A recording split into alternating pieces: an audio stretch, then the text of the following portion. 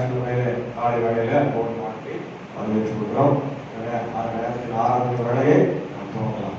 நம்முடைய ஆரம்பம் பிதா குமாரன் பரிசுத்த ஆவியின் நாமத்தில் உள்ளது. ஆமென். கர்த்தரை நோக்கி நாம் ஜெபிப்போம். சர்வ வல்லமையும் மிகுந்த இரக்கமும் கிருபை நிறைந்த இளமை பரலோக பிதாவே, எங்கள் ராஜாதி ராஜாவே, கர்த்தாதி கர்த்தாவே, இதோ ஆண்டவரே, ஆசீர்வதிக்கப்பட்ட மனமகிழ்வான ஜூலை மாதம் 26ஆம் நாள் இந்த ஆண்டவர் மாதத்தினுடைய கடைசி பரிசுத்தமான இந்த திருநாளுக்காக நாங்கள் செலுத்துகிறோம்.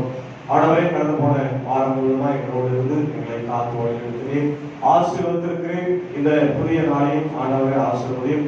இந்த நாளிலும் நாங்கள் ஆராதித்து ஆண்டவரை வார்த்தைகளை கேட்டு உங்களை புகழ்ந்து பாடி உங்களுடைய ஆசீர்வாதங்களை பெற்றுக்கொள்ள ஆண்டவரை கிருபை தர வேண்டும் என்று பேச்சுக்கொண்டார்கள்.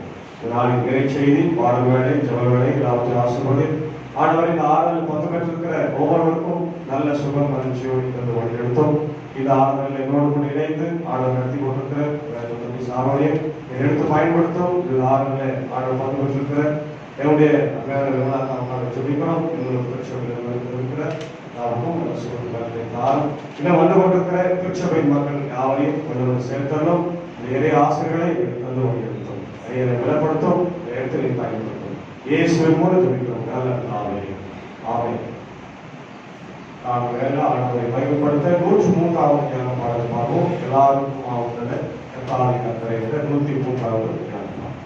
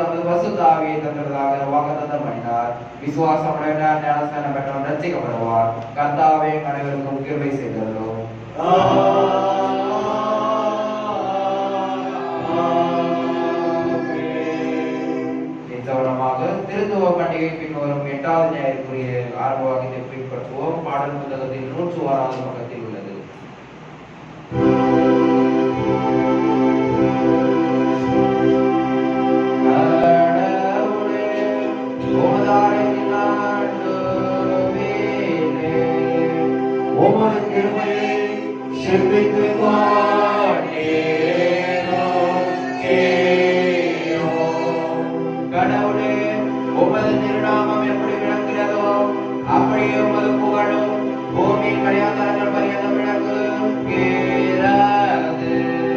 உமது வலது கரம் நீதியே நீரையாதே. யெகோவா மகத்தானவர்.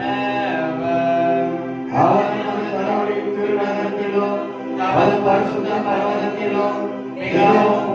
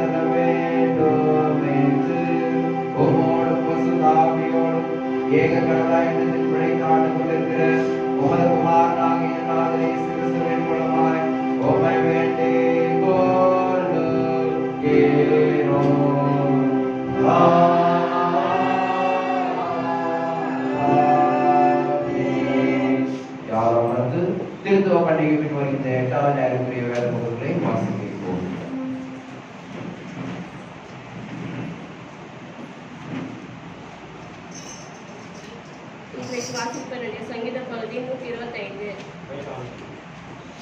கர்த்தரை நம்புகிறவர்கள் என்றென்றைக்கும் அசையாமல் நிலைத்திருக்கும் சீயோன் பர்வதத்தை போல் இருப்பார்கள். பர்வதங்கள் எருசலேமை சுற்றிலும் இருக்கும் போல கர்த்தர் இது முதல் என்றென்றைக்கும் நம்முடைய ஜனத்தை சுற்றிலும் இருக்கிறார்கள். நீதிமான்கள் அநியாயத்திற்காக தங்கள் கைகளை நீட்டாதபடிக்கு ஆகாயம் நிமித்தம் கொடுங்கோல் நீதிமான்களுடைய சுதந்திரத்தின் மேல் நிலைத்திராது. கர்த்தாவே நல்லவர்களுக்கும் இருதயத்தில் செம்மையானவர்களுக்கும் நன்மை செய்யும். தங்கள் கோணலான வழிகளுக்கு சாய்கிறவர்களை கர்த்தர் அக்கிரமக்காரரோடு போக பண்ணுவார். இஸ்ரவேலுக்கோ சமாதானம் உண்டு. இன்றைக்கான சங்கீத மாசம் உண்டாயிற்று.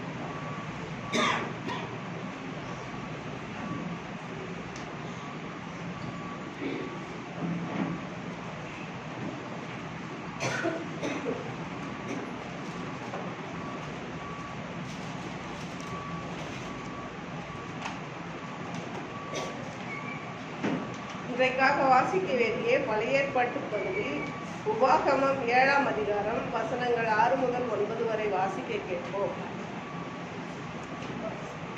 நீ உன் தேவனாகிய கர்த்தருக்கு பரிசுத்த ஜனம், பூச்சக்கரத்தில் உள்ள எல்லா ஜனங்களிலும் உன் தேவனாகிய கர்த்தர் உன்னை தமக்கு சொந்தமாய் இருக்கும்படி தெரிந்து கொண்டார்.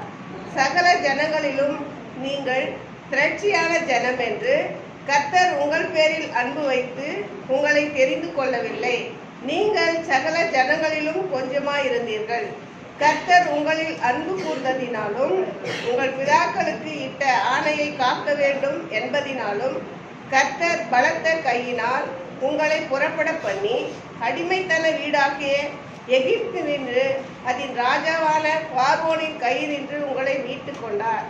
ஆகையால் உன் தேவனாகிய கர்த்தரே தேவன் என்றும் தம்மில் அன்பு கூர்ந்து தமது கற்பனைகளை கைக்கொள்ளுகிறவர்களுக்கு அவர் 1000 தலைமுறை மட்டும் உடன்படிக்கையையும் தயையையும் காக்கிற உண்மையுள்ள தேவன் என்றும் என்றார் என்பதுவே இன்றைக்காக வாசிக்க வேண்டிய பழைய ஏற்பாட்டு பகுதி வாசித்து முடிந்தாயிற்று.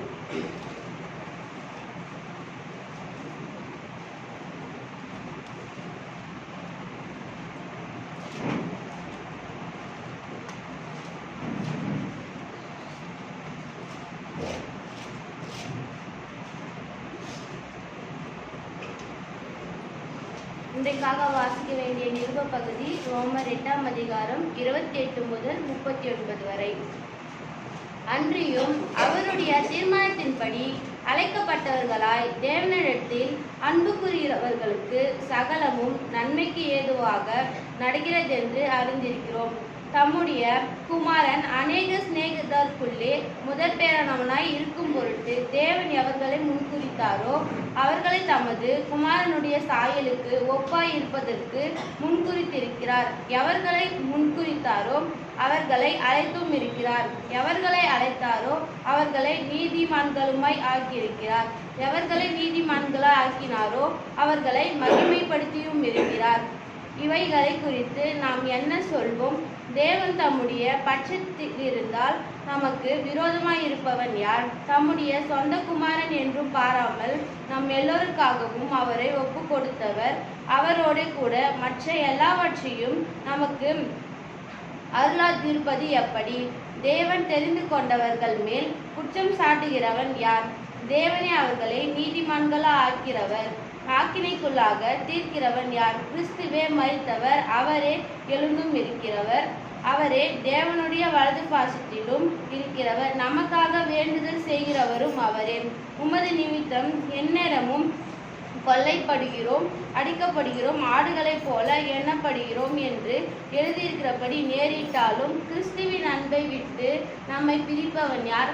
உபத்திரமோ, வியாகுலமோ, துன்பமோ, பசியோ, நிர்வாணமோ, நாசமோசமோ, பட்டயமோ, இவை எல்லாவற்றையும் நாம் நம்மில் அன்பு கூறுகிறவராலே முற்றும் ஜெய கொள்கிறவர்களாய் இருக்கிறோமே. மரணமானாலும் ஜீவனானாலும் தேவதூதர்கள் ஆனாலும் அதிகாரங்கள் ஆனாலும் வல்லமைகள் ஆனாலும் நிகழ்காரியங்கள் ஆனாலும் வரும் காரியங்கள் ஆனாலும் உயர்வானாலும் தாழ்வானாலும் வேற எந்த சிருஷ்டியானாலும் நம்முடைய கர்த்தராகிய இயேசு கிறிஸ்துவில் உள்ள தேவனுடைய அன்பை விட்டு நம்மை பிரிக்க மாட்டாது என்று நிச்சயித்திருக்கிறேன் என்றார் என்பதே.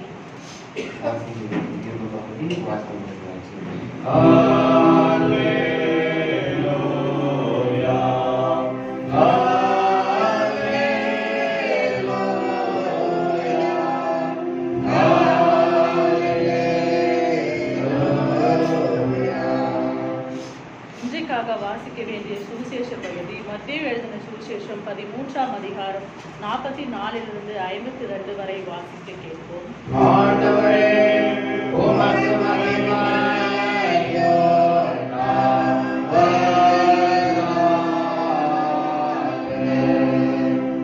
அன்றியும் பரலோக ராஜ்யம் நிலத்தில் புதைந்திருக்கிற பொக்கிஷத்திற்கு ஒப்பாயிருக்கிறது. அதை ஒரு மனுஷன் கண்டு மறைத்து அதை பற்றி சந்தோஷத்தினாலே போய் தனக்கு உண்டான எல்லாவற்றையும் விற்று அந்த நிலத்திலே கொள்கிறான்.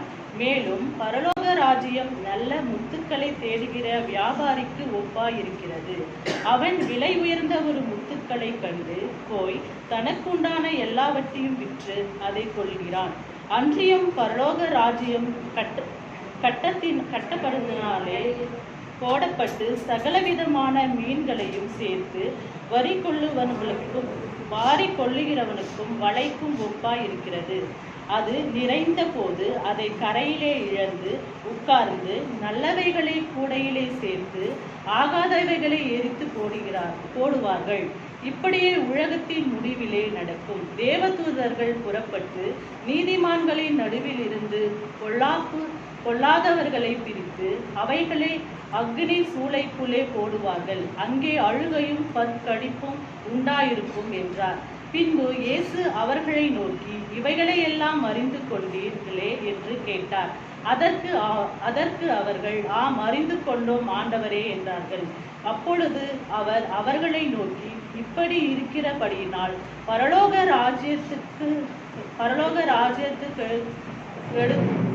ராஜ்யத்துக்கு கட்டவைகளையெல்லாம் உபதேசிக்கப்பட்டு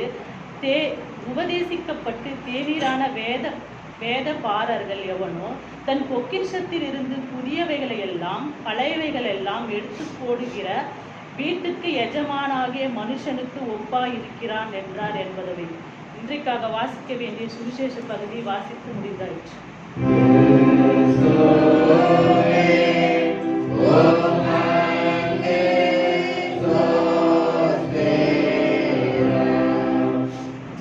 வார்த்தைகளை வாசிக்க நாம் நம்முடைய விசுவாசத்தை பாடல் புத்தகத்தில் 10வது பக்கத்தில் உள்ள அப்போஸ்தலர் விசுவாச பிரமாணத்தை கூட பயபக்தர் அறிக்கை செய்வோம்.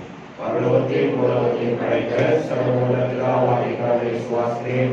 அவருடைய ஒரே பேரான குமாரனும் நம்முடைய ஆண்டவருமாகிய இயேசு கிறிஸ்துவை விசுவாசிக்கிறேன். இவர் பரிசுத்த ஆவியினால் கர்ப்பத்தில் உட்பவித்து கன்னிமையாத்தில் பிறந்து பொது நாட்கள் பாடுபட்டு சிலுவையில் அறைந்து மரித்து அடக்கம் பண்ணப்பட்டார்.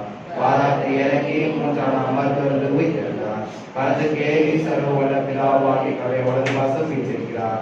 அவரிடத்திலிருந்து உயிருள்ளோரையும் மற்றவரை நியாயத்திற்கு வருவார். பரிசுத்த ஆவியானவரை விசுவாசிக்கிறேன். பொதுவான பரிசுத்த சபையில் பரிசுத்த ஐக்கியமும் பாவ மன்னிப்பும் சரீர உயிர்த்தெழுதலும் நித்திய ஜீவனும் விசுவாசிக்கிறேன். ஆமென். யாவும் அமர்ந்து கர்த்தருடைய நாமத்தை மகிமைப்படுத்த பாடல் புத்தகத்தில் 354வது பாடல் ஞான பாடலை பாடுவோம். சபையுடைய கட்டுமான பணிக்காக காணிக்கிறேன்.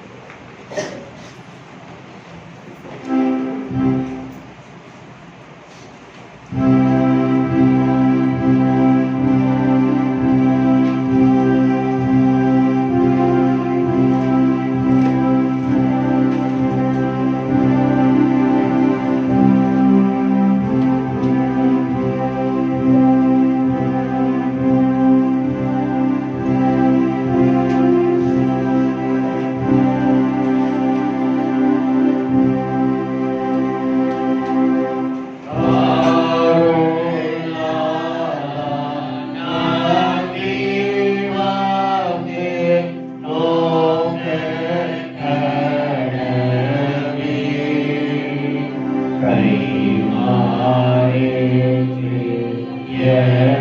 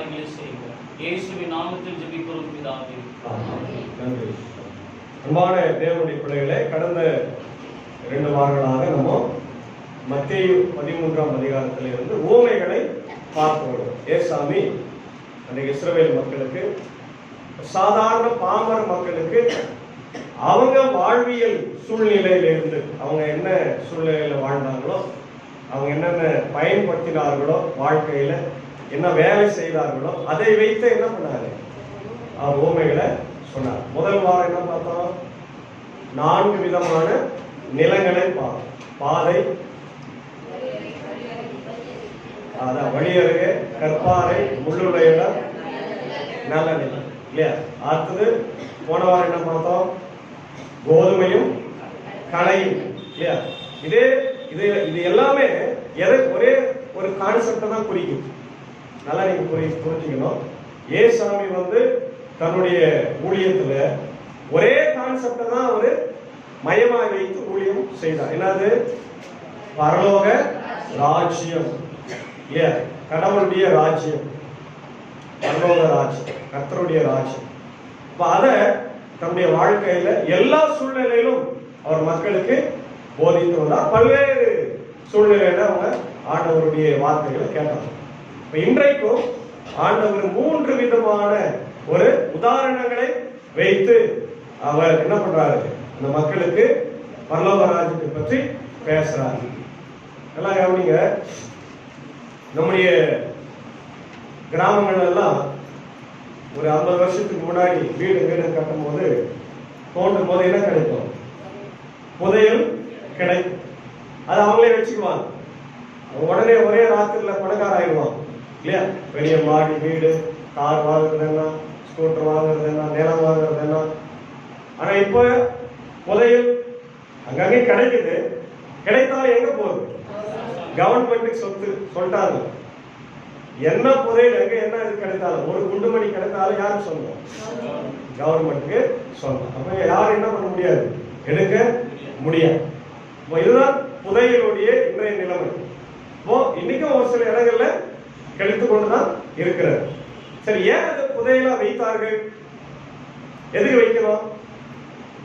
இப்ப இருக்கிற மாதிரி அந்த காலங்களில் என்ன இல்ல, சேஃப்டி இல்ல, சேஃப்டி லாக்கர்ஸ் இல்ல, பேங்க் எல்லாம் கிடையாது இல்லையா? அதனால திருடர்கள் அதிகமாக இருக்கிறதுனால அவங்க சாதாரணமா திருடிட்டு போயிடுவாங்க இல்லையா?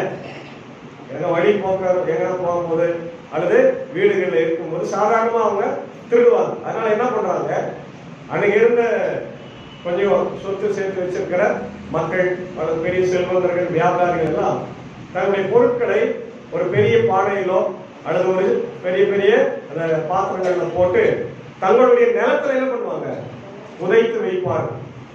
இது என்ன ஆகுதுன்னா, காலப்போக்கில் சிலர் எடுத்து பயன்படுத்துவாங்க, சிலர் பயன்படுத்தாமலே போயிடுவாங்க. எப்ப அது மறைந்து போகுதுன்னா, மழை, வெள்ளம், போர் இல்லையா, இதெல்லாம் வரும்போது என்ன ஆகும், அந்த நிலத்துல எல்லாம் அது மாறி போகும். அடையாளங்கள் மாறி எல்லாம் அழிஞ்சு போகும்போது அது மாறிடும். அப்ப பிற்காலத்துல அந்த நிலத்தை யாரு வாங்குறாங்களோ அந்த நிலத்தை உரிமையாக்குங்கிறது அந்த புதையல் என்ன ஆகுது, சொந்தமாயிடுது இல்லையா? இப்படிதான் இந்த அந்த காலம் போனது. சரி, இது இஸ்ரவேல் மக்களுக்கு எப்படி பொருந்தும் அப்படின்னு பாத்தீங்கன்னா, அவங்களுக்கு ஒரு யூத சட்டம் இருக்குது. உங்களுக்கு தெரியும், யூத சட்டம் எல்லாத்தையுமே அவங்க வச்சிருக்கிறாங்க. எதுக்குமே யூத சட்டம் இல்லைன்னு சொல்ல முடியாது இல்லையா? 614 சட்டங்கள் அவங்க போட்டு வைத்திருக்கிறாங்க. அதுல ரபானிக் சட்டம் அப்படின்னு ஒரு சட்டம் இருக்கு. அதுல என்னன்னாக்கா, எந்த ஒரு நிலத்துல புதையல் இருந்தாலும் அந்த புதையல் அந்த நிலத்திற்கு மனிதனுக்கு தான். நிலத்தை யார் வாங்குறானோ அந்த நிலத்தை யார் வைத்திருக்கிறானோ அவங்களுக்கு தான் என்ன ஆகுது, சொந்தம் என்று ஒரு சட்டம் இருக்குது. அதே போல அவங்களுடைய காலத்திலும் எந்த விதமான பேங்க், வங்கி அதெல்லாம் இல்லாததுனால அவங்களும் அதை புதைத்து வைத்திருந்தார். போர்கள் இல்லையா, பெரிய பெரிய இயற்கை பேரிடர்கள் ஏற்படுகிற போது அது தடம் மாறி போகும். அப்போ அந்த நிலத்தை உரிமையாக அப்ப யாருக்கிறாங்களோ அது அவங்களுக்கு சொந்தமாகும். இதுதான் அந்த காலத்துல நடந்து கொண்டிருக்கிறது. அப்போ ஏசாமி சொல்றாரு, பரலோக ராஜ்யம் என்பது ஒரு புதையலுக்கு எப்படி இருக்குதான், ஒப்பாய் இருக்கிறது இல்லையா? புதையல் என்பது விலை உயர்ந்தது. எவ்வளவு விலை, அதுல தங்கம் இருக்குதா, வைடூரியம் இருக்குதா, அல்லது வைரம் இருக்குதா, நமக்கு தெரியாது. ஆனா நிறைய அதுல ஜுவல்ஸ் அதிகமா இருக்கும், நகைகள் அதிகமா இருக்கும், தங்க காசுகள் இருக்கலாம், வெள்ளி காசுகள் இருக்கலாம் இல்லையா? சிலர் வந்து வீட்டு பத்திரத்துல கூட என்ன பண்றாங்க, அதில் கூட வச்சு புதைக்கிறாங்க. அன்னைக்கு அந்த காலத்துல அந்த மாதிரிலாம் நிறைய சொத்துக்கள் அல்லது தகவல்கள் எல்லாம் அதுல இருந்திருக்கலாம். அதெல்லாம் விலை உயர்ந்த பொக்கிஷமா இருந்திருக்கலாம் இல்லையா? அப்போ ஒருவன் என்ன பண்றான், தன்னுடைய பக்கத்துல எங்கேயோ ஒரு நிலத்துல புதையல் இருக்கிறதாக கண்டு அதை வாங்கணுன்றதுக்காக தன் சொத்தையெல்லாம் என்ன பண்றான், விற்றுறான். அதான் நம்ம பார்க்கணும். வாசிங்க 44ஆம் வசனம். நிலத்தில் புதைத்திருக்கிற பொக்கிஷத்திற்கு ஒப்பாய் இருக்கிறது. அதை ஒரு மனுஷன் கண்டு மறைத்து அதை பற்றி சந்தோஷத்தினாலே போய் தனக்கு உண்டான எல்லாவற்றையும் விற்று அந்த நிலத்தை கொள்கிறான். ஒருவேளை அவன் எப்படிப்பட்டவனா இருக்கலாம், ரொம்ப ஏழையா கூட இருக்கலாம், அந்த நிலத்துல விவசாயம் செய்தவனா இருக்கலாம், குத்தகைக்காக என்ன பண்ணலாம், விவசாயம் செய்து கொண்டிருக்கலாம். அவன் வேலை செய்யும் போது அவனுக்கு என்ன பண்ணிருக்கான், தென்பட்டிருக்கலாம். தென்படும் போது அவன் என்ன பண்றான், அதை என்ன பண்றான், மறைக்கிறான். யாருக்கும் சொல்ல, எனக்கு சொன்னா என்ன பண்ணுவாங்க எல்லாரும், உனக்கு எனக்கு எடுத்துக்குவாங்கல்ல, மறைச்சிட்டு அவன் யாருக்கும் சொல்லாத போய் அந்த ஓனர் கிட்ட என்ன பண்றான், எனக்கு நேரத்தை கொடுத்துருங்க, நானு விவசாயம் பண்ணி படிச்சுக்கிறேன் அவன் சொல்றான். சொல்லிட்டு என்ன பண்றான், தனக்கு உண்டான எல்லா சொத்துக்களையும் விற்று அவன் அதை கொள்ளுகிறான். அப்போ பரலோக ராஜ்யம் என்பது புதையலுக்கு ஒப்பாயிரம். அப்ப என்ன அர்த்தம்னா, விலை உயர்ந்த ஒரு இடமாக இருக்கிறது, விலை உயர்ந்த ஒரு பொருளாக பரலோக ராஜ்யம். அதான் நம்ம இங்க பார்க்கிறோம் இல்லையா?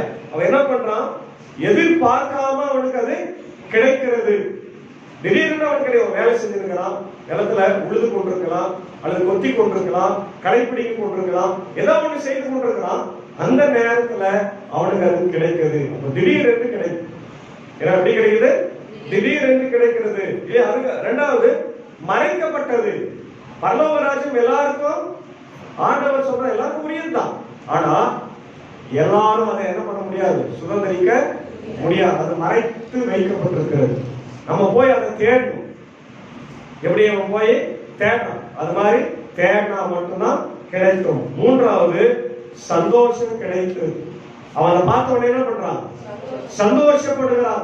ஏன்னா புதையல் எனக்கு கிடைத்து விட்டது. அப்போ இதுல இருந்து நம்ம என்ன கற்றுக்கொள்கிறோம், பரலோக ராஜ்யம் மிக மிக அரிதாகவும் விலை உயர்ந்ததாகவும் இருக்கிறது.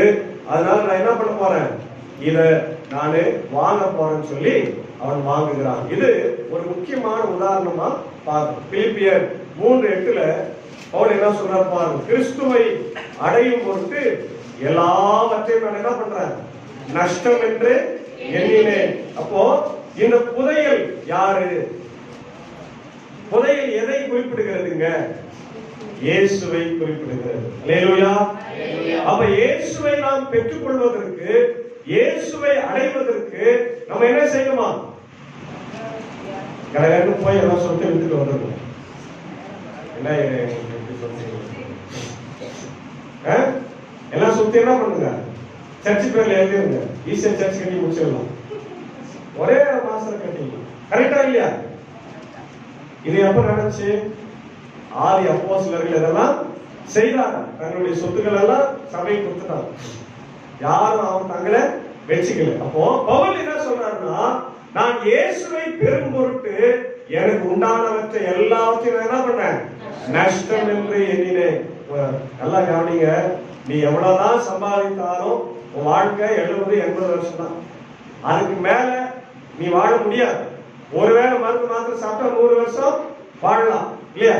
அமெரிக்கால சாதாரண 100 வருஷம் வாழ்றான், ஜப்பான்ல 100 வருஷம் வாழ்றாங்க. அவங்க உணவு பழக்கம் எல்லாம் வேற, நம்மள மாதிரி அவங்க சாப்பிடுறதில்ல. அவங்க எண்ணெயே பயன்படுத்த மாட்டாங்க, மிளகாவே பயன்படுத்த மாட்டாங்க, எல்லாமே வந்து ஆவியில வேக வச்சு சாப்பிடுறவங்க. அதனால அவங்க வாழ்க்கை முறை, வாழ்வியல் முறை வேற, நம்ம வாழ்வியல் முறை வேற. நம்ம எண்ணெய் தான் குடிக்கிறோம், டெய்லி 4 லிட்டர் எண்ணெய் குடிச்சிருந்தா என்ன ஆகுது, போய் கொழுப்பா உருவாகி மொத்த நரம்பு அடிச்சுக்குது. ஒரு நரம்பு இல்லை, மொத்த நரம்பு அடிச்சுக்குது. அதனால வாழ்வியல் நமக்கு சரியில்லை. அதனால வாழ்வியல மாத்தணும்னு சொல்றான். சரி, அது நமக்கு தேவை. அப்போ என்னன்னா, பவுலடிகளார் ஆண்டவரை பெறுவதற்காக நஷ்டம் சொல்றாரு. அப்போ நம்ம இயேசுவை பெறுவதற்காக எதை நஷ்டம் என்று எண்ணுகிறோம், ஒரு நேரத்தோட நம்ம தரமாட்டோமே. 6 மணி கோயில், 6 மணிக்கு வரமா, 1/2 மணி நேரம் வந்து பிரைஸ் அண்ட் வர்ஷிப் பண்ணவே நான் பர்மிஷன் கொடுக்குறேன். எந்த ஐயரும் அந்த மாதிரி தரமாட்டாங்க. உத்தரவு ஐயருங்க பிரைஸ் அண்ட் வர்ஷிப் செய்ய அனுமதிக்க மாட்டாங்க. நான் தரேன் உங்களுக்கு. ஆனா நீங்க யாருமே ஆனா இதுக்கெல்லாம் நீங்க பதில் சொல்லி ஆகணும். ஆண்டவர்கிட்ட நீங்க பதில் சொல்லணும். உங்க ஐயர் வந்து பர்மிஷன் கொடுத்தாரு, நீங்க என்ன பண்ணல? ஆடவே இல்லை.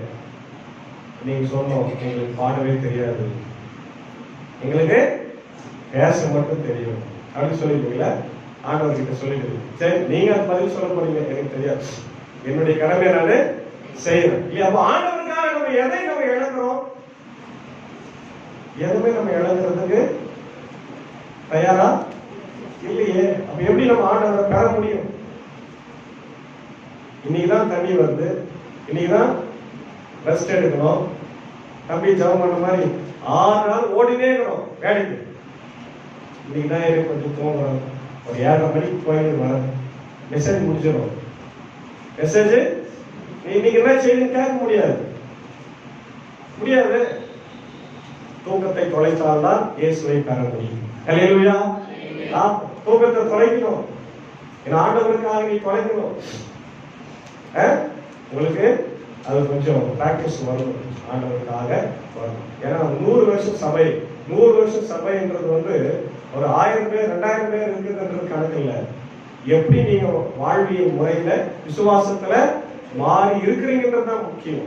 எவ்வளவு பக்தியில இருக்கிறீங்க, எவ்வளவு நம்பிக்கையில இருக்கிறீங்க, ஆண்டவருக்காக ஊழியத்தை எப்படி செய்து கொண்டிருக்கிறீங்க என்பதுதான் முக்கியம்.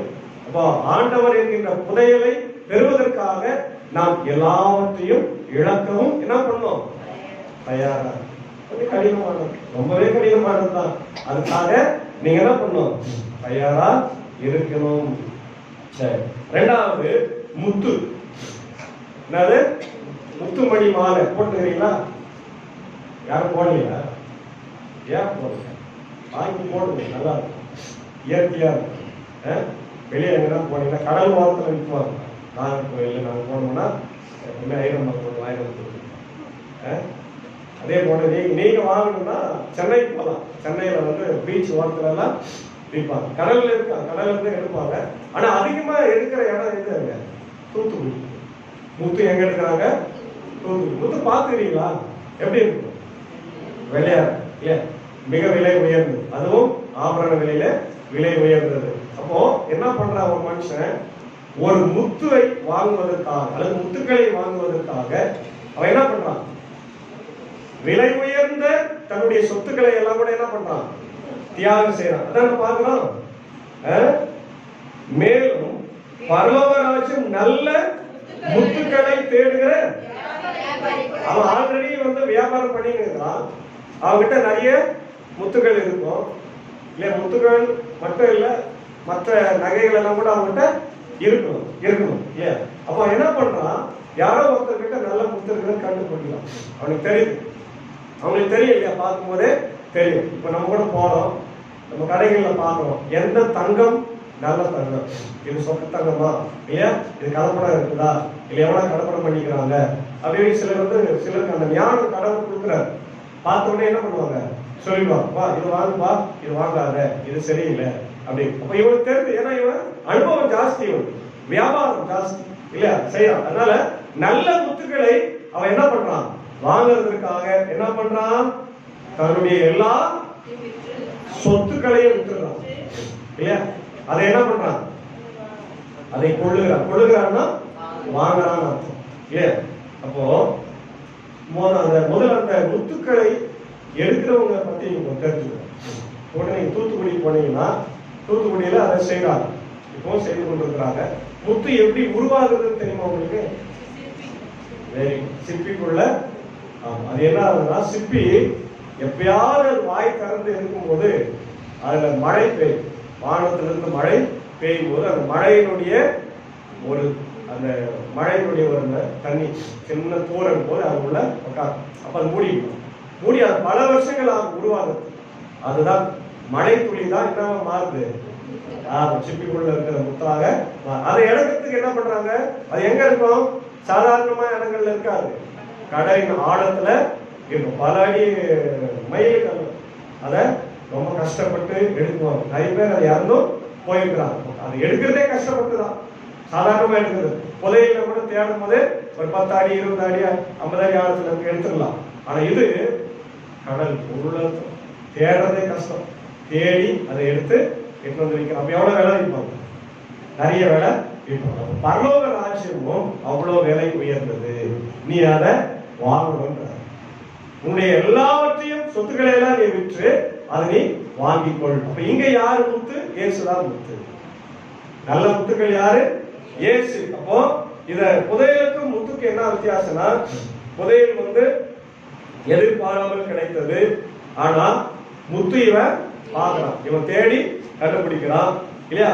இதை புதையல வாங்குறவன் சாதாரண மனிதன், முத்த வாங்குறவன் வியாபாரியா இருக்கிறான் இல்லையா? அப்போ யோவான் 1:46 பாத்தீங்கன்னா, யோவான் 1:46 அதற்கு நாத்தான்வேல் யாதொரு நன்மை உண்டாக்குமோ என்றான். அதற்கு பிலிப்பு வந்து பார் என்றார். இயேசு நாத்தான்வேலை தம்மிடத்தில் வரக் கண்டு அவனை குறித்து, இதோ கபடற்ற உத்தம இஸ்ரவேலன் என்றார். சரி, போதும். ஏசாமி கிட்ட வந்து கேக்குறான் நாத்தான்வேல், என்னன்னு நாசரேத்திலிருந்து எந்த நன்மை எதுனா கிடைக்குமாப்பா? ஏன்னா ஏசாமி வளர்ந்த ஊர் எது? நாசரேத்து. இப்ப இயேசு நாசரேத்திலிருந்து வராரு, அவரை பின்பற்றும்படியாக எல்லாரும் அவனை சொல்றாங்க. அப்ப அவன் கேட்கிறான், நான் அவரை பின்பற்றி வரணும்னா நாசரேத்திலிருந்து எதுனா நன்மை வருமா? ஏன்னா நாசரேத் என்பது ஒரு குக்கிராமம், ஒரு குக்கிராமம், எந்த வசதி இல்லாம இருக்கிற ஒரு கிராமம். அங்க போய் என்னப்பா வசதி இருக்கும் போது, அங்க என்ன நன்மை நமக்கு கிடைக்கும் போது? ஆனா இயேசு அங்கிருந்து வரதுனால, இயேசுனால நமக்கு எல்லா நன்மையும் கிடைக்கும். அல்லேலூயா. அதான் அப்போ முத்தாகிய இயேசுவை நாம் பெற்றுக்கொள்ள நாம் தேடி கண்டுபிடிக்க வேண்டும். அவரை போய் நம்ம என்ன பண்ணோம்? அதிக விலை கொடுத்தாலும் வாங்கி கொள்ள வேண்டும். அதுதான் இதுல நம்ம பார்ப்போம். ஏன்னா நமக்கு தெரியும், மத்தேயு 6:33 முதலாவது கடவுளுடைய ராஜ்யத்தினுடைய நீதியையும் தேடுங்கள், பிறகு எல்லாம் உங்களுக்கு. முதல்ல நம்ம ஆண்டவர் முத்து என்கின்ற சொத்தை நமக்கு வாங்கும். ஆண்டவர் தான் நமக்கு சொத்து. இந்த உலகத்துல வேற யாரும் நமக்கு சொத்து இல்ல. எல்லாரும் விட்டு போய்விடுவார். கணவன், மனைவி, பிள்ளைங்க எல்லாரும் விட்டுருவாங்க. ஏசு ஆண்டவர் நம்மள விடமாட்டார் இல்லையா? அதனாலதான் நம்ம பார்க்கிறோம். லூக்கா 14:33 தனக்குள்ள யாவை விட்டு விட்டாதவன் எனக்கு சீஷராய் இருக்க முடியாது. இயேசுவை நம்ம முழுமையாய் பின்பற்ற வேண்டும் என்றால் இந்த உலக வாழ்க்கையில இருக்கிற எல்லாத்தையும் நம்ம தியாகம் செய்வோம். ஆமா, ஆண்டவரை நம்ம பெறணும்னா நம்ம தியாகம் செய்துதான் ஆகும். நம்முடைய உலக பிரகாரமான ஆசைகள், இச்சைகளை எல்லாம் நம்ம அடக்கி கொண்டுதான் இயேசுவை தேடணும். மற்றவர்கள் வாழும் முறைப்படி நம்ம வாழக்கூடாது. அவங்க எப்படினாலும் வாழலாம், லஞ்சம் வாங்கலாம், அவங்க வேலையில அவங்க தவறான ஒழுங்குகேடான வாழ்க்கையில வாழலாம், எப்படினாலும் வாழலாம். நம்ம அப்படி வாழலாமா? இல்ல. நம்ம ஆண்டவருக்காக இந்த உலக வாழ்க்கை எல்லாவற்றையும் தியாகம் செய்துட்டு நல்ல முத்தாகிய இயேசுவை, பரலோக ராஜ்யத்தை நாம் தேடி வாங்குகிற மக்களாக இருக்க வேண்டும் இல்லையா? மூன்றாவது, பரலோக ராஜ்யம் எதை குறித்து சொல்கிறது? வலை, கடலில் போடப்படுகிற வலை. இப்ப நம்ம வந்து மீனவர்கள் இல்லை, ஆனா நமக்கு தெரியும், இந்த திரைப்படத்துல இந்த டிவில எல்லாம் நம்ம பார்க்கிறோம். சில நேரத்துல கடல் கடைக்கு போனோம்னா நமக்கு தெரியும், வலைகளை அவங்க போடுவாங்க. போடும்போது மீனுக்கு தான் போடுறாங்க, ஆனா என்னென்ன வரும்? எல்லாம் பாம்பு, நண்டு எல்லாம். சில மீன்கள் எல்லாம் சாப்பிட முடியாது, கசப்பான மீன், விஷம் உள்ளது. அதெல்லாம் கூட என்ன பண்ணுவாங்க அவங்க வலையில, அந்த வலையை வந்து எல்லாத்தையும் வார்த்தி கொள்ளுவாங்க. வந்து அதை என்ன பண்ணுவாங்களா, கரையில உட்கார்ந்து அதை என்ன பண்ணுவாங்க, பிரிச்சுடுவாங்க. இந்த வகை மீன், அந்த வகை மீன் எல்லாத்தையும் பிரிச்சுட்டு, இதெல்லாம் தேவையில்லை, இது சாப்பிட முடியாது அப்படின்னும் போது அதெல்லாம் தூக்கி என்ன பண்ணுவாங்க, தீர்ப்பு கடல்லே போட்டுருவாங்க அல்லது நெருப்பு போட்டுருவாங்க. இதெல்லாம் ஒண்ணு வேஸ்ட், அதெல்லாம் வேஸ்டேஜ். அப்போ இன்னைக்கு வலை என்பதுக்கு எதை ஒப்ப சொல்லலாம்னா திருச்சபை என்னது, அல்லது சுவிசேஷம். இப்ப சுவிசேஷம் அறிவிக்கும் போது எல்லாரும் வருவாங்க. நம்ம கிடைக்குதுப்பா, சர்ச்சைக்கு போனா ஏதோ நமக்கு ஒரு ஆசீர்வாதம் கிடைக்குது, ஏதோ நம்ம கிறிஸ்துமஸ் ஒரு கிஃப்ட் கொடுக்குறாங்க, ஏதோ ஒன்று கொடுக்குறாங்க, ஏதோ ஒன்று ஒரு ஆசைக்கு வரும். ஆனா கடைசி வரையில ஆண்டவருக்காய் வாழுகிறோமா? அவருடைய நியாய தீர்ப்பிலே நம்ம நிக்கிறோமா? அவருக்காக கனி கொடுக்கிறோமா? அப்போ ஆண்டவர் நம்மளை என்ன பண்ணுவாராம்? பிரிப்பாரு. மத்தேயு சுவிசேஷம் 25ஆம் அதிகாரத்துல ஆண்டவர் சொல்றாரு, வெள்ளாடுகளாக கரவலாடுகளாக என்ன பண்ண போறேன்? பிரிப்பேன். வெள்ளாடு செம்மறியா பாருங்களின் பிதாவினால் ஆசீர்வதிக்கப்பட்டவர்களே, உங்களுக்காக எப்பொழுதும் ஆயத்தம் பண்ணி இருக்கிற பல்லவத்துக்கு போங்க. நான் தாகமா இருந்த தண்ணி கொடுத்தீங்க, ஆடை இல்லாம இருந்த ஆடை கொடுத்தீங்க, சாப்பிடாம இருந்த சாப்பாடு கொடுத்தீங்க, ஜெயில இருந்த வந்து என்ன பண்ணுங்க அப்படின்னு கேட்பான், சொல்லுவான். அதே மற்றவங்களை பார்த்து, நானு தாகமா இருந்த தண்ணி கொடுக்கல, துணி இல்லாம இருந்த துணி கொடுக்கல, சாப்பாடு இல்லாம இருந்த சாப்பாடு கொடுக்கல, சிறையில இருந்த வந்து என்ன பார்க்கவே இல்லைன்னு. அப்போ நம்ம இந்த உலகத்துல வாழும்போது கிறிஸ்தவங்களா வாழணும்னா குணம் முக்கியம், குணநலன்கள் முக்கியம், உதவி செய்வது முக்கியம் இல்லையா? நம்மளால முடிந்த உதவியை நம்ம கிட்ட வர்றவங்களுக்கு, அது நம்ம கூட வாழுகிற மக்களுக்கு, நம்ம எதிர் வீட்டு மக்களுக்கு, பக்கத்து வீட்டு மக்களுக்கு முடிந்த அளவு நாம் அன்பை காட்டி செய்கிறோம் என்றால் அதுவே சாட்சி, கிறிஸ்தவ ஜீவியம். அதான் இன்னைக்கு ஆண்டவர் நமக்கு கொடுக்கிற பெரிய அழைப்பு. அப்போ 3 விதமான ஓமைகளை நம்ம பார்த்தோம் இல்லையா? அடுத்தது பாருங்க, 4வது என்ன சொல்றாரு? அவரு போடுவாங்க. பின்பு இயேசு அவர்களை நோக்கி, இவைகள் எல்லாம் அறிந்து கொண்டீர்களா என்று கேட்டார். அதற்கு அவர்கள், ஆம் அறிந்து கொண்டோம் ஆண்டவரே என்றார்கள். அப்பொழுது அவர் அவர்களை நோக்கி, இப்படி இருக்கிறபடியால் பரலோக ராஜ்யம் அடுத்தவைகளை உபதேசிக்கப்பட்டு தேறின வேத பாரகன் எவனும் தன் பொக்கிஷத்தில் இருந்து புதியவைகளும் பழையவைகளையும் எடுத்துக் கொடுக்கிற வீடு எஜமானாகிய மனுஷனுக்கு ஒப்பா இருக்கிறார் என்றார். கடைசியா நம்ம போன வாரம் கூட பார்த்தோம், கோதுமையை சேர்த்து ஆண்டவர் களஞ்சியத்துல சேர்க்கிறார். கலையை என்ன பண்ணாரு? அதையும் கடைசி வரை வளர விட்டு அதை வெட்டி எங்க போடுறாரு? அக்னியில போடுறாரு. அது போல நீதிமான்களுக்கு என்று ஒரு இடம் உண்டு இல்லையா? பாவிகளுக்கு என்று ஒரு இடம் உண்டு. நீ வாசிக்கிற சங்கீதம் 125 கூட 3வது 4வது வசனம் அதான் சொல்லு, வாசிங்க. நீதிமான்கள் அநியாயத்திற்கு தங்கள் கைகளை நீட்டாதபடிக்கு ஆகாமியத்தின் கொடுங்கோல் நீதிமான்களுடைய சுதந்திரத்தின் மேல் நிலைக்கிறது. கர்த்தாவே நல்லவர்களுக்கும் இருதயத்தில் செம்மையானவர்களுக்கும் நன்மை செய்யும். நாங்கள் கோணலான வழிகளுக்கு சாகிறவர்களை கர்த்தர் அக்கிரமக்காரருடைய போக பண்ணுவார். ரொம்ப தெளிவா சொல்றாங்க. நீதிமான்கள் அவங்க மேல எந்த ஆக்கினையும் வராது, நீதி தீர்ப்பு வராது. ஆண்டவர் அவங்களுக்கு என்ன செய்வாரா? உதவி செய்வார். அதே அக்கிரம செய்யக்காரர் என்ன செய்வாங்க? அவங்க அழிந்து போவாங்க, அவங்க இல்லாம போவாங்க, அவங்களுக்கு நீதி தீர்ப்பு வரும் என்று சொல்றாங்க. அதேதான் இங்கே நம்ம பார்க்கிறோம் இல்லையா? அக்னி சூளையில போடுறாரு. அங்க அலறுதலும் பற்கடிப்பும் உண்டு. வெளிப்படுத்துதல் 20:15 படிங்க. வெளிப்படுத்துதல் புத்தகம் புத்தகத்திலே எழுதப்பட்டவைகளும் காணப்படாதவன் எவனோ அவன் அக்னி கடலிலே தள்ளப்படுவான். நம்ம பேர்லாம் எங்க எழுதி இருக்கணும்? ஜீவ புத்தகத்திலே நம்முடைய பெயர்கள் எழுதப்பட்டிருக்கணும். அதற்கு நம்முடைய வாழ்க்கை ஆண்டவருக்கு பிரியமா இருக்கணும், இல்லனா இல்ல. அதே போல பாருங்க, தானியேல் 12:3 படிங்க. பழைய ஏற்பாடு. ஞானவான்கள் ஆகாய மண்டலத்தின் ஒளியைப் போலவும் அநேகரை நீதிக்குட்படுத்துகிறவர்கள் நட்சத்திரங்களைப் போலவும் என்றென்றைக்கும் உள்ள சதா காலங்களில் பிரகாசிப்பார்கள். ஞானவான்கள், நீதிமான்கள், அநேகரை ஆண்டவருக்கு நேராக வழி நடத்துகிறவர்கள் இல்லையா? யார சொல்றாரு? நம்மளதான். நீங்க ஆண்டவருக்கு நேரா எத்தனை பேரை வழி நடத்துறீங்க? அது உங்க வாழ்க்கை முதல்ல எப்படி இருக்கணும்? சீரான ஒழுங்குமா விசுவாசத்தோட இருக்க வேண்டும். யோசேப்பை போல பாவத்துக்கு விலகி ஓட வேண்டும் இல்லையா? சிம்சோனை போல போய் சிக்கிக்கொள்ள கூடாது. அதான் ஆண்டவர் சொன்னாரு. நீங்க ஆண்டவருக்கு நேரா எத்தனை பேரை வழி நடத்துறீங்க? யோசித்து பாருங்க. அவங்கதான் எப்படி இருப்பாங்களா? வானத்திலே பிரகாசிக்கிற நட்சத்திரத்தை போல ஞானவான்களும் நீதிமான்களும் பிரகாசிப்பார்கள். வாழ்க்கை ஆசீர்வாதமா மாறும். உலகத்திலையும் சரி, பரலோகத்திலையும் சரி. இதை சொல்லிட்டு கன்க்ளூஷனா ஒரு இதை வைக்கிறார் பாருங்க. என்ன சொல்றாரு? அப்பொழுது அவர் அவர்களை நோக்கி, இப்படி இருக்கிறபடியால் பரலோக ராஜ்யத்துக்கு அடுத்தவைகளில் உபதேசிக்கப்பட்டு தேறின வேத பாரகையவனும் தன் பொக்கிஷத்திலிருந்து புதியவைகளையும் பழையவைகளையும் எடுத்து கொடுக்கிற வீட்டு எஜமான் ஆகிய மனுஷனுக்கு, இதை யார் சொல்றாருன்னா ஊழியக்காரர்களை சொல்றாங்க. ஊழியக்காரர்கள் தான் வந்து மக்களுக்கு என்ன சொல்றாங்க? நல்லது எது, கெட்டது எது.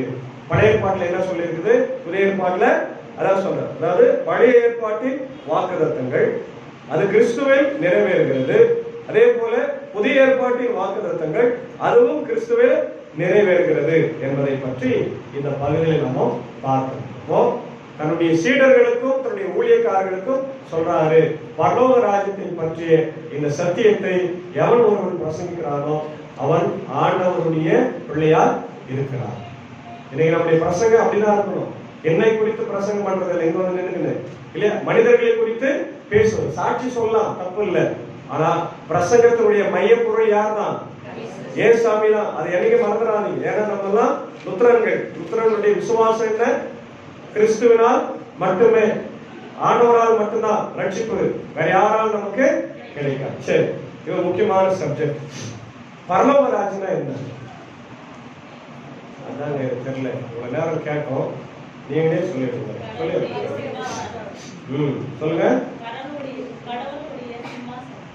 அப்படியா? இல்ல, உங்களுக்கு தெரிஞ்சது சொல்லுங்க. அதான் நல்லது. எப்பவுமே வந்து நீங்க பேசணும். அதான் நான் எதிர்பார்க்கறது வந்து அப்படின்னா உங்களுக்கு தெரியும் என்ன விஷயம் தெரியும். நல்லா கவனிங்க. பரலோக ராஜ்யம் என்பது ஒரு இடமோ பொருளோ கிடையாது. நம்ம என்ன நினைக்கிறோம்? பரலோக ராஜ்யம் என்பது பரலோகம். அது வந்து நம்ம வந்து நியாய தீர்ப்புக்கு அடுத்து ஆண்டவர் கொடுக்கிற ஒரு வாழ்க்கை. அது நமக்கு எப்படி இருக்குதுன்னு தெரியாது. ஆனால் ஆண்டவர் இங்க உலகத்துல வாழும்போது பரலோக ராஜ்யம் என்றது என்ன நம்ம சொல்றாரு? உங்களையே சொல்றாரு, உங்களுக்குள்ளே இருக்குது. அப்படின்னா என்ன அர்த்தம்னா, நம்முடைய வாழ்நிலை, வாழ்வியல் சூழ்நிலை, நீ வந்து முதல்ல நீ சமாதானமா இருக்கணும், நீ சந்தோஷமா இருக்கணும். அப்போ உன்னை சுற்றி இருக்கிறவங்க எப்படி இருப்பாங்க? நீ எரி பெரிய அவங்க வருவாங்களா? அதுதான் ஒரு சூழ்நிலை. அது ஒரு சூழ்நிலை. பரலோக ராஜ்யம் என்பது என்னது? ஒரு சூழ்நிலை. மனம் திரும்புதல், கெட்ட காரியங்களை விட்டுறது. ஏசாமியுடைய அவர் வாய் தருவது முதல் பிரசங்கமே என்ன தெரியுமா? வாசிங்க, மார்க் 1:15.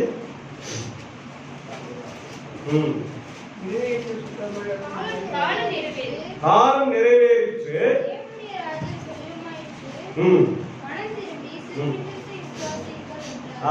மனம் திரும்புங்கள். இப்ப பரலோக ராஜ்யத்துல நீ இருக்கணும் அப்படின்னா அது எங்க இருக்குது? கடவுள் எங்கேயோ வச்சிருக்கிறார், மேல எங்கேயோ. அது வரப்போகுது. ஆனா இங்கே நீங்க அதை என்ன பண்ணணும்? காக்கணும். உன் வாழ்க்கையில காக்கணும். அதனால ஆண்டவர் சொன்னாரு, பரலோகமா எங்கேயோ அங்கேயோ இல்லப்பா, உன் கையிலே உனக்குள்ளேயே இருக்கு. அது ஒரு வாழ்க்கை சூழ்நிலை. அதை மாத்தணும். அப்போ மினி பரலோகம் எது? சர்ச்சு. இப்ப சர்ச்சுக்குள்ள எப்படி இருக்கணும்? சமாதானம், ஒற்றுமை, இல்ல எல்லாரும் ஒரு குடும்பம் அப்படின்ற எண்ணத்தோட இருக்கணும். நம்ம சண்டை போட்டு இருந்தா, இல்ல பிரிவினையோடு இருந்தா இது பரலோக ராஜ்யமா இருக்காது. ஆண்டவர் அதான் மீன் பண்றாரு, வேற ஒண்ணு இல்லை. அதே போல பரலோக ராஜ்யம் என்பது ஆண்டவர் நல்ல ஊழியத்தை செய்தார், பிசாசுகளை துரத்தினார். ஒருத்தன் கட்டப்பட்டிருக்கிறான்னா அவனை விடுதலை செய், அதுதான் பரலோக ராஜ்யம். ஒருத்தன் குடிக்கு அடிமையாகிறானா அவனுக்கு போய் ஆலோசனை கொடு, குடிச்ச நேரம் செத்து போயிடுவேன், அதுல இருந்து வெளியே வா, ஆலயத்துக்கு வா, மனைவி பிள்ளைகளை பாரு, உனக்காக வாழ்றாங்க அப்படின்னு சொல்லி அவனை என்ன பண்ணு? வெளியே கொண்டு வா. ஒருத்தன் கடன் பிரச்சனை இல்லைங்கண்ணா, வட்டி கட்டிய மாடல, அதுல இருந்து அவனுக்கு என்ன பண்ணு? என்ன நான் போய் கடன் கட்டணுமா? கடன் எல்லாம் நீ கட்டாத. அவனை என்ன பண்ண சொல்லு? யோசித்து கடத்துல இருந்து எப்படி வெளியே வர்றது கற்றுக்கூட அவனுக்கு. அதான் ஆண்டவர் நம்மள வைத்திருக்கிறார். இதுதான் பரலோக ராஜ்யம். கஷ்டத்துல, துன்பத்துல, துயரத்துல பீடிக்கப்பட்டிருக்கிற மக்களை போய் சந்தித்து நற்செய்தி அறிவிப்பதுதான் பரலோக ராஜ்யம். தவிர வேற ஒன்றும் அது பெரிய சூட்சம் ஒண்ணு கிடையாது. அது ஒரு சூழ்நிலை, அது ஒரு இடமோ பொருளோ கிடையாது. ஏசாமி அதுதான் சொல்றாரு. ராஜ்யம் இன்னும் வரப்போகுது. அது வந்து பிற்காலத்துல வரும். ஆனா இப்போ ஆண்டவர் நமக்கு சொல்வது நீ அதை சுதந்திரத்துக் கொள். அப்போ ராஜ்யத்தினுடைய குணங்கள் என்ன? ரோமர் 14:17 பார்க்கிறோம். பரலோக ராஜ்யம் என்பது நீதி, சமாதானம், சந்தோஷம் நிறைந்தது. அது புசிப்பும் குடிப்பும் அல்ல. தேவனுடைய ராஜ்யம் புசிப்பும் குடிப்பும் அல்ல, அது நீதியும் சமாதானமும் பரிசுத்த ஆவியினால் உண்டாகும் சந்தோஷமுமாய் இருக்கிறது. ஆமா, அல்லேலூயா. சந்தோஷம். நான் சந்தோஷமா இருந்தா எனக்குள்ள என்ன இருக்குது சொல்லுங்க எல்லாரும். யாருமே சந்தோஷமா இல்லையா? இருக்கிறீங்களா இல்லையா? 1000 கஷ்டம் இருக்கட்டுங்க, அதை பத்தி கவலை கிடையாது. கஷ்டம் எப்பவுமே இருந்ததால் அதோட ஒரு சந்தோஷம் நமக்கு இருக்கணும். நான் இயேசுவனுடைய பிள்ளை. என் கூட இருக்கிற கஷ்டத்தை விட யார் பெரியவர்? அவர் பெரியவர். அது அந்த சந்தோஷம் தான் நமக்கு வேணும். அது இருந்தாவே போதும் இல்லையா? அதான் சொல்றாரு. அப்போ பரலோக ராஜ்யத்தினுடைய ஆசீர்வாதமே சந்தோஷம், சமாதானம், நீதி. அதான் நமக்கு முக்கியமான. யார் அதில் போக முடியும்? அநியாயக்காரர் போக முடியுமா? கொரிந்தியர் 6:9-10. அநியாயக்காரர் தேவனுடைய ராஜ்யத்தை சுதந்தரிப்பதில்லை என்று அறியீர்களா? வஞ்சிக்கப்படாதிருங்கள். பேசி மாற்றத்தாரும் விக்கிர ஆராதனைக்காரரும் விபச்சாரக்காரரும் சுய புணர்ச்சிக்காரரும் ஆண் புணர்ச்சிக்காரரும் திருடரும் பொருளாசைக்காரரும் வெறியரும் உதாசீனரும் கொள்ளைக்காரரும் தேவனுடைய ராஜ்யத்தை சுதந்தரிப்பதில்லை. அது ஒரு இடமாக எப்ப மாறும்னா, நீ வாழ்வியலை கரெக்டா வாழும்போது ஆண்டவர் உன்னை நியாயத்திற்கு ஆளாக்கி ஆண்டவருடைய புத்தகத்துல உன் பேர் இடம் பெற்றிருந்தால் பரலோக ராஜ்யம் என்பது அது ஒரு இடமா? அது வரைக்கும் அது வாழ்வியலா தான் இருக்கும். அது எப்படி இருக்கும்? உன் கையிலே இருக்கு. அந்த பரலோக ராஜ்யத்தை நீ தான் என்ன பண்ண முடியும்? சுதந்திரித்துக் கொள்ள உன்னால முடியும். உன்னால தான் நீ முடியல முடியாது. ஏன் புரியுதா? இது குழப்பமா இருக்குதா? குழப்பமா இருக்குது. குழம்பையில இருக்க குழம்புனாதான் மீன் பிடிக்க முடியும். கொட்டையை குழம்புனாதான் என்ன பண்ண முடியாது. திரும்பி சொல்றேன், பரலோக ராஜ்யம் என்பது உங்களுக்குள்ளேயே இருக்கிறது, வெளியே இல்லைங்க. உங்களுக்குள்ள நீங்க சந்தோஷமோ சமாதானமா இருந்தாலே அதுதான் பரலோக ராஜ்யம். அந்த சந்தோஷம் சமாதானத்தை மற்றவர்களுக்கு பகிர்ந்து கொடுக்கும் போது அந்த சந்தோஷம் சமாதானம் மற்றவர்களுக்கும் போது. சரியா? அப்போ இது வாழ்வியல் முறை. இந்த வாழ்வியல் முறை எப்ப இடமா மாறுதுன்னா ஏசாமி வரும் வரைக்கும். அது வரும்போது பார்த்துக்கலாம். அவர் எப்ப வராருன்னு அவருக்கே தெரியாதுட்டார். யாருதான் அறிவாரு? பிதாதான் அறிவார், குமாரனுக்கே தெரியாதுட்டார். அதனால அவர் எப்பதான் வரட்டும், அதை பத்தி நமக்கு என்ன இல்லை. யார் தான் பயப்படணும்? போலீஸை பார்த்து யார் பயப்படணும்? நம்ம ஏன் பயப்படுறோம்? நம்ம பயப்பட வேண்டிய அவசியம் இல்லை. ஏசாமி இன்னைக்கு வந்தாலும் சரி, நாளைக்கு வந்தாலும் சரி, 2000 வருஷம் பொறுத்து வந்தாலும் சரி, நான் பரலோகத்துக்கு தான் போவேன் அப்படின்னு நம்ம வாழ்ந்தோம்னா நான் பயப்பட வேண்டிய அவசியமே. என்னைக்குதான் ஒருத்தர் அவரு நான் ஆண்டவருக்காக இப்படிதான் வாழ்வேன். எல்லாரும் மேல அன்பு செலுத்துவேன், எல்லாரையும் நேசிக்குவேன். எனக்கு ஜாதி, மதம், இனம், மொழி அதெல்லாம் எதுவுமே கிடையாது. நான் எல்லாரும் நேசிக்கிறேன். ஏன்னா ஏசாமி அப்படிதான் நேசித்தாரு. ஏசாமி கிட்ட சுகம் பெற்றவர்கள் அதிகமா யாரு? புறஜாதியார்கள். யூதர்கள் ரொம்ப ரொம்ப குறைவு. அவங்களும் பெற்றார்கள், ஆனா குறைவு. ஆனா புறஜாதியர்கள் அதிகமா பெற்றார்கள். ஏசாமி அவங்ககிட்ட எல்லாம் போய் தேடி தேடி அவங்களுக்கு சுகத்தை கொடுத்தார். காரணம் என்னன்னா, அவர் நமக்கு சொல்லி கொடுக்கிறாரு, உலகத்துல ஜாதி இதெல்லாம் மனுஷன் உண்டாக்குறது. நீங்க அதை என்ன பண்ணாதீங்க, ஃபாலோ பண்ணாதீங்க. ஃபாலோ பண்ணீங்கன்னா பரலோக ராஜ்யத்தை நீங்க பெற்றுக்கொள்ள. சரியா? சரி, இன்னொரு நாளைக்கு நம்ம பரலோக ராஜ்யத்தை டீட்டெயிலா பார்க்கலாம். சும்மா உங்களுக்கு நீங்க டச் பண்ணிருக்கிறேன், நீங்க அதை புரிஞ்சுங்க. அப்போ 3 ஊமைகளையும் இன்னைக்கு முடிவுரையா சொன்னதை மறந்துடுறாரு. என்ன சொன்னேன்? பரலோக ராஜ்யம் என்பது உடையல், பரலோக ராஜ்யம் என்பது முத்து, பரலோக ராஜ்யம் என்பது வலை. அதுக்கப்புறம் சீடர்கள் அல்லது அப்போஸ்தலர்கள், ஊழியக்காரர்கள் என்ன பண்ணுவாங்க? நல்லவைகளையும் தீமைகளையும் நமக்கு காண்பிப்பார்கள், எடுத்து கொடுப்பார்கள். பழையவைகளையும் புதியவைகளையும் நமக்கு எடுத்து காண்பிப்பார்கள். அதனால நம்ம எச்சரிக்கையா இருந்து பரலோக ராஜ்யத்துக்குள்ளாக நம்ம வாழ்வோம், வாழ்வியலாக மாற்ற வேண்டும். நம்ம கேட்கிற பிரசங்கத்தை வாழ்வியலா மாற்றும் போதுதான் ஆண்டவர் ஆசீர்வாதம் கூடவே இருக்கிறதாக உணர்வு. எனவே கர்த்தத்தாவே இந்த திருவசனத்தினாலே நாளில் நம்ம அனைவரையும் ஆசீர்வதித்து ராஜ்யத்திலே சேரும்படியாக நம்ம நிலப்படுத்தி காப்பாராக. ஆமென். எல்லா புதிக்கு மேலான தெய்வீக சமாதானம் நேரின் சிறுவைகளை இயேசு கிறிஸ்துக்குள் காத்துக்கொள்வாங்க. ஆமென். எழுந்து சொல்லுங்க.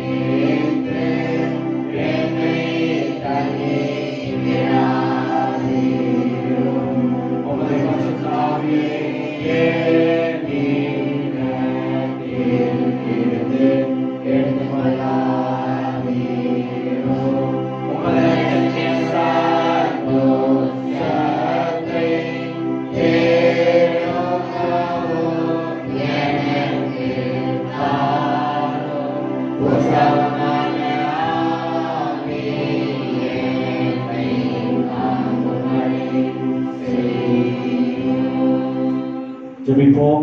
சர்வ வல்லமையும் மிகுந்த இரக்கமும் கிருபை நிறைந்தவரே, இதோ இந்த அருமையான ஆண்டவர் ஜூலை மாதம் கடைசி வாரத்துல இந்த நாளை எங்களுக்கு ஆசீர்வாதமாய் தந்தமைக்காக நன்றி செலுத்துகிறோம். நான் நிற்பதும் நிர்மூலம் ஆகாமல் இருப்பதும் ஆண்டவரே உடைய சுத்த தயவு ராஜா. எத்தனையோ மக்கள் ஜீவனோடு இல்லை, எத்தனையோ மக்கள் பலவீனமா இருக்கிறாங்க. எங்களை நீர் ஜீவனோடு வைத்து உம்முடைய ஆலயத்திலே கொண்டு வந்து சேர்த்திருக்கிறீரே, ஸ்தோத்திரிக்கிறோம். ஹல்லேலூயா. நன்றி என்று